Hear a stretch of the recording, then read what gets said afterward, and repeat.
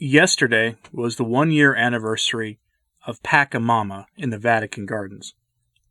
1 year ago yesterday, the Church and the world witnessed the enthronement of the idol in the Vatican Gardens, presided over by Francis.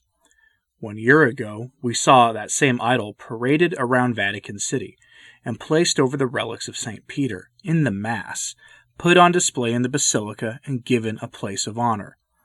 That was 1 year ago. Shortly thereafter, Sister Agnes Sasagawa was reported to have experienced another visit from the angel, who first visited her all those years ago in Akita, Japan, and he allegedly came with a warning that things were going to unfold and that people needed to be ready spiritually. And then 2020 happened. As certainly a 2020 has been the year of Pachamama, on the 1-year anniversary of the Pachamama event in the Vatican, Francis signed his new Encyclical, Fratelli Tutti, on the altar in Assisi, where the relics of St. Francis of Assisi are housed. October 4th is a feast of St. Francis of Assisi, and Francis chooses that day due to it being the namesake of his papal namesake and patron, while the official translations of the document have not been formally released as the time of the production of this video. A Spanish version has emerged, and a listener has sent it to me with a workable English translation.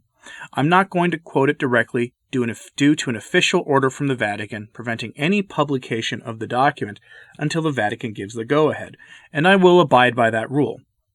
But I will report on the document itself so you can see what it's about, complete with its title directly from the approving pens of the stonecutters. Let's get into this today because this is the story that will frame the rest of the year in Francis's Vatican City. But first, I wanted to say thanks to the patrons of this channel whose support keeps these messages coming. Your support is deeply appreciated. If you want to support the work of this channel, especially in these times when Catholic voices for truth are quietly being pushed aside and things seem very uncertain, you can do so by clicking that join button below your screen if you're on YouTube, or by joining us on Patreon or Subscribestar. Options in general are in the description box of this podcast episode. Supporting the work of Catholic Voices helps keep these messages coming. So thank you, and again, thank you to our patrons of this channel. Now, on to our story. Pachamama has returned in spirit, in the guise of the third encyclical released by Pope Francis. The first encyclical, Lumen Fide, was a continuation of a document started but never finished under Benedict XVI. The follow-up, arriving in 2015, was Laudato Si', and it was truly Francis's first encyclical. Caridia Amazonia was the logical follow-up, released last year after the Amazon Synod, and it was a spiritual sequel to Laudato Si', complete with its call for an integral ecology. Finishing the trifecta of modernism is Fratelli Tutti, and thanks to one listener, I have the Spanish-language version. And as I said a moment ago, the Vatican has issued an order preventing this document from being published until they give the go-ahead, and I'll abide by that. So let's go over the contents of that document today. No direct quotes, though. When it is ready, you can read it at your leisure, and I'll have links to it when that time comes. It is 123 pages long, and no, I won't be providing a recording of it for the channel.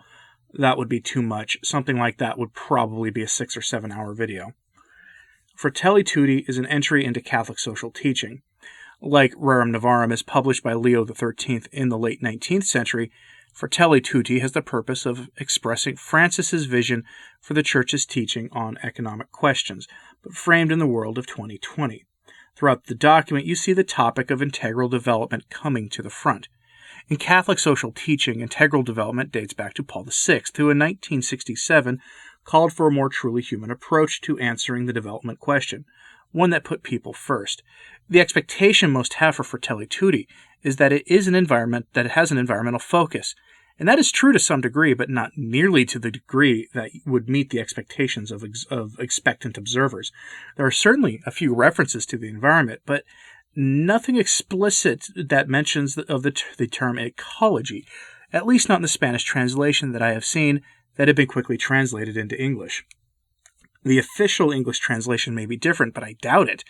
Instead, the focus is on sort of a human brotherhood, presented in terms akin to those of the Human Fraternity document that the auxiliary bishops of Kazakhstan then spent several months responding to publicly after he approached Francis for a formal correction. The in-person response he received did not match the written statements released later, as is expected, unfortunately. Fratelli Tutti is filled with the language of the universal that would make the popes of prior eras' heads spin. One passage from paragraph 122 sums up the sentiment of this encyclical. There we see Francis calling for a form of development that ensures a universal development geared towards universal outcomes. This can be done at the expense of the perceived strength and dignity of enterprise or markets. It quotes Laudato Si here, and I'll repeat the quote from footnote 93 because that comes from Laudato Si. And so quoting Laudato Si directly, quote, "If we make something our own, it is only to administer it for the good of all." End quote. That is a reference to the use of natural resources. This is the concept of the universal destination of goods, a concept in contemporary Catholic social teaching, meaning post-conciliar, that professes that the goods of creation are destined for humankind as a whole, but also recognizes the individual right to private property. In Fratelli Tutti, we see this repeated, but the emphasis is on the perceived need to have private property take a back seat due to the conditions faced by those addressed in Caridia Amazonia and others. This isn't surprising to anyone who's paid attention to the words of Francis these past 7 years.